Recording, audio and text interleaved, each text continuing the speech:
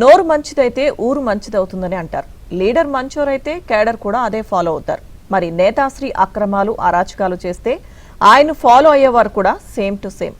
పులివెందుల పులకేసి జగన్ రెడ్డి సహా ఆయన్ను నమ్ముకున్న వారు చేసిన పాపాలను రప్పారప్పా అనుభవిస్తున్నారు. ఒక్కరోజే 3-4 ఘటనల్లో వరుస ఎదురుదెబ్బలు తగిలాయి.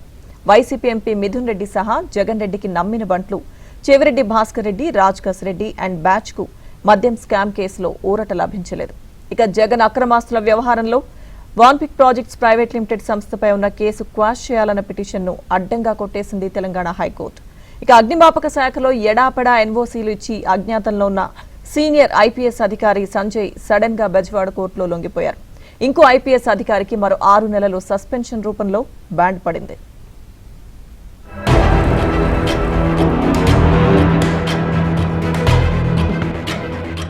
తండ్రి ముఖ్యమంత్రిగా ఉన్నప్పుడే ఆయన అధికారం అడ్డం పెట్టుకుని అడ్డదిడ్డంగా దోపిడీకి తెరలేపిన ఘన చరిత్ర జగన్మోహన్ రెడ్డిది. ముడుపులు తీసుకున్న కుంభకోణాల్లో వాన్పిక్ సంస్థ ఒకటి. జగన్ అక్రమాస్తుల వ్యవహారంలో వాన్పిక్ ప్రాజెక్ట్స్ ప్రైవేట్ లిమిటెడ్ అనే సంస్థపై ఛార్జ్ షీట్లో తమ పేరును తొలగించాలని క్వాష్ పిటిషన్ దాఖలు చేసింది. విచారించిన న్యాయస్థానం సిబిఐ వాదనలతో ఏకీభవించింది. పిటిషన్ కొట్టివేస్తూ న్యాయస్థానం తీర్పు వెల్లడించింది. వాన్పిక్ ఓడరేవుకు భూ కేటాయింపుల్లో అక్రమాలు, క్విడ్ ప్రోకో జరిగిందంటూ అభియోగాలు మోపింది CBI. Vanpic projects private limited పేరుతో భూసేకరణ జరిగిందని వాదనలు వినిపించింది సిబిఐ. 2022 జూలైలో వాన్పిక్ ప్రాజెక్టు పిటిషన్ను తెలంగాణ హైకోర్టు గతంలో అనుమతించింది. హైకోర్టు ఇచ్చిన ఉత్తర్వులు సుప్రీంకోర్టులో సవాల్ చేసింది సిబిఐ. తమ వాదనలు పట్టించుకోకుండా వాన్పిక్ పిటిషన్ అనుమతించిందని సిబిఐ సుప్రీంకోర్టు దృష్టికి తీసుకెళ్లింది. సిబిఐ వాదనల దృష్ట్యా పిటిషన్ను మరోసారి విచారించాలని సుప్రీంకోర్టు ఆదేశించింది. వాన్పిక్ ప్రాజెక్టు పిటిషన్పై మరోసారి తెలంగాణ హైకోర్టులో వాదనలు కొనసాగాయి. సిబిఐ వాదనను పరిగణలోకి తీసుకుని వాన్పిక్ వేసిన క్వాష్ పిటిషన్ డిస్మిస్ చేస్తూ తీర్పు వెలువరించింది హైకోర్టు.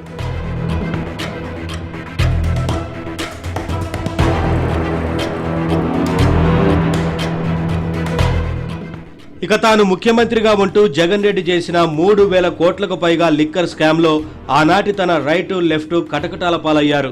ఆ కేసులో రిమాండ్ ముగియడంతో ఎంపీ మిథున్ రెడ్డి, మాజీ ఎమ్మెల్యే చెవిరెడ్డి భాస్కర్ రెడ్డి సహా 12 మందికి ఊరట దక్కలేదు. సెప్టెంబర్ 3 వరకు రిమాండ్ పొడిగిస్తూ కోర్టు ఆదేశించింది. ఎంపీ మిథున్ రెడ్డిని రాజమండ్రి సెంట్రల్ జైలుకు, చెవిరెడ్డి సహా 9 మంది నిందితులను విజయవాడ జిల్లా జైలుకు, 2 నిందితులను గుంటూరు జైలుకు తరలించారు అధికారులు.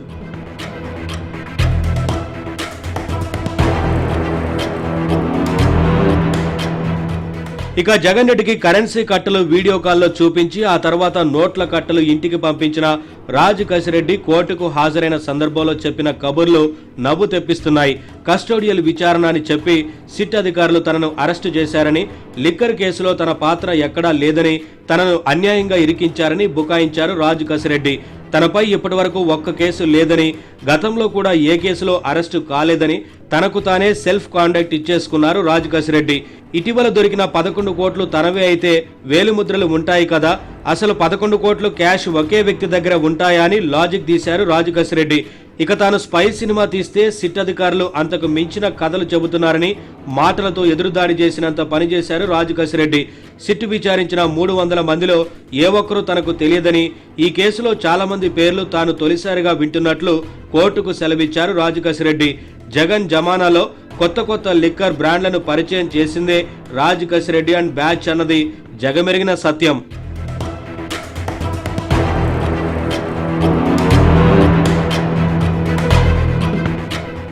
ఇక ఇప్పటిదాకా విన్నవి జగన్ రెడ్డిని నమ్మి ఆయన కోసం ఆయనకై అన్ని చక్కబెట్టిన పొలిటికల్ లీడర్స్ కహాని.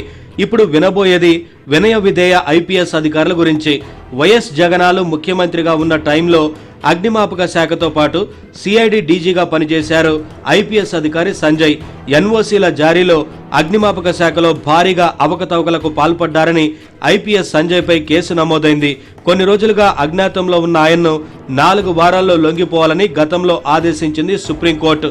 వేరే దారి లేక అత్యున్నత కోర్టు ఆదేశాలతో మంగళవారం విజయవాడ ఏసీబీ కోర్టుకు వచ్చారు, లొంగిపోయారు. దీంతో ఐపీఎస్ సంజయ్కు వచ్చే నెల 9 వరకు రిమాండ్ విధించింది ఏసీబీ కోర్టు.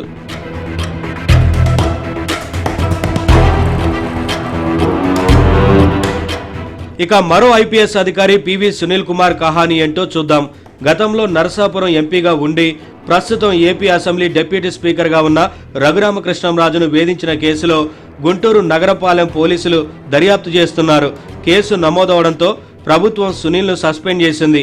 ఆయనపై సస్పెన్షన్ ఎత్తివేస్తే సాక్ష్యాధారాలు దర్యాప్తును ప్రభావితం చేస్తారని రివ్యూ కమిటీ సర్కారుకు నివేదించింది.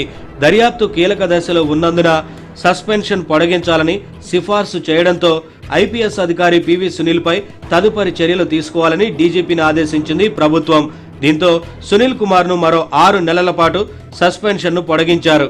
అంటే 2026 ఫిబ్రవరి 24 వరకు ఈ సస్పెన్షన్ కొనసాగుతుందని ఉత్తర్వులిచ్చారు ఏపీ ప్రభుత్వ ప్రధాన కార్యదర్శి విజయానంద్. ఏది చేస్తే అదే మన వెంట వస్తుందంటారు. అదే కర్మ సిద్ధాంతం. జగన్ను నమ్మి జనం కోసం కాకుండా జగన్కు మాత్రమే మేలు చేసేలాగా వ్యవహరించినందుకు అదే కర్మ కేసుల రూపంలో వారిని వెంటాడుతోంది. ఏం చేస్తున్నామో అన్న ఉచ్చనీచాలు మరిచి ప్రజల ప్రాణాలతో చెలగాటమాడి వ్యవస్థలను పనంగా పెట్టిన వారికి జైళ్లు, సస్పెన్షన్లు కాక ఇంకేం బహుమానంగా వస్తాయో కేసుల్లో ఉన్న వారి ఉదంతాలే ఉదాహరణలు.